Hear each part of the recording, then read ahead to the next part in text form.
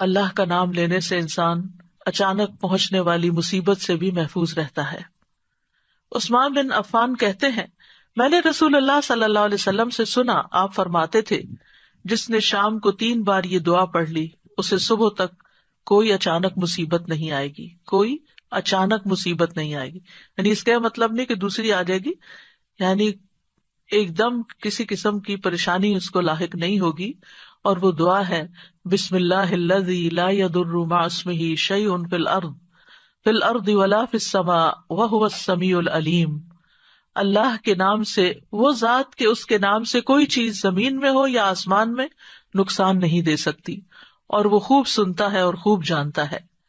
اور جس نے صبح کے وقت یہ دعا پڑھ لی اسے شام تک کوئی اچانک مصیبت نہیں آئے گی، اور جب شام کو کوئی پڑھ لے تو صبح تک اس کو پریشانی نہیں ہوگی۔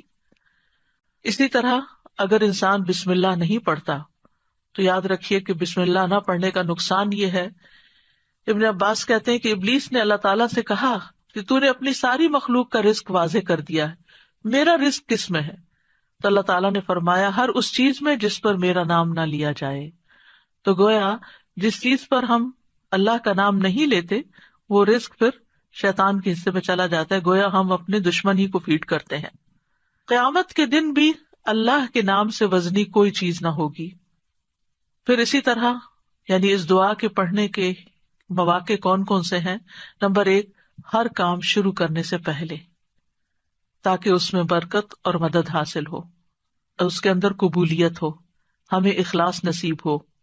پھر خاص طور پر کھانا کھانے سے پہلے حضرت عائشہ کہتی ہیں کہ رسول اللہ صلی اللہ علیہ وسلم نے فرمایا، جب تم میں سے کوئی کھانا کھانے لگے تو چاہیے کہ اللہ تعالیٰ کا نام لے، پھر اگر شروع میں اللہ تعالیٰ کا نام لینا بھول جائے تو چاہیے کہ یوں کہے، بسم اللہ اولہ و آخرہ، اللہ کے نام سے اس کھانے کے شروع میں اور آخر میں بھی۔ پھر اسی طرح لباس اتارتے وقت بسم اللہ پڑھنی چاہیے۔ انس رضی اللہ عنہ سے روایت ہے کہ نبی صلی اللہ علیہ وسلم نے فرمایا، جنوں کی آنکھوں اور بنی آدم کی شرمگاہوں کا پردہ یہ ہے کہ جب ان میں سے کوئی اپنے کپڑے اتارے تو بسم اللہ پڑھ لے، یعنی اتارنے سے پہلے پڑھ لے، تو جن اور شیاطین کی نظر نہیں لگتی۔ اسی طرح جب آپ بچوں کو کپڑے تبدیل کروا رہے ہوں تو اس وقت بھی بسم اللہ پڑھ لیں۔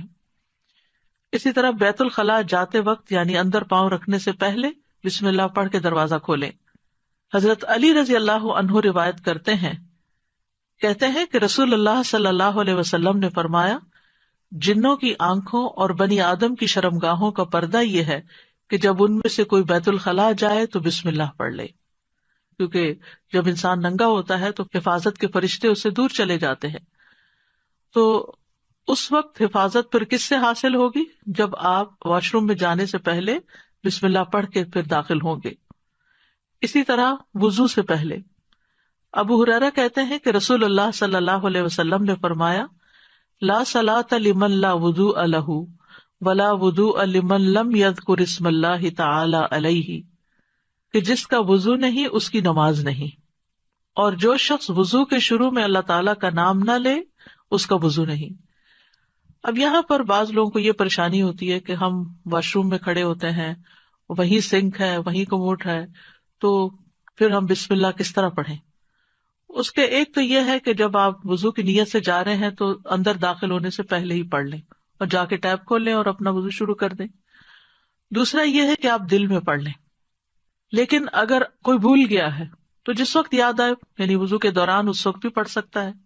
پھر اسی طرح پڑھنا ہی بھول گیا تو اس کا کیا مطلب وضو ہوا ہی نہیں سرے سے، یا پھر یہ کہ اس کی اگر وضو نہیں ہوا تو کیا نماز ہی نہیں ہوئی؟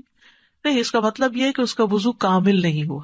یہاں علماء نے اس کا مطلب یہ کیا ہے کہ اس کے وضو میں نقص رہ گیا، وضو ہو جائے گا، نماز ہو جائے گی، لیکن وہ جو برکت حاصل ہونی تھی یا زیادہ ثواب ملنا تھا اس سے انسان محروم ہو جاتا ہے۔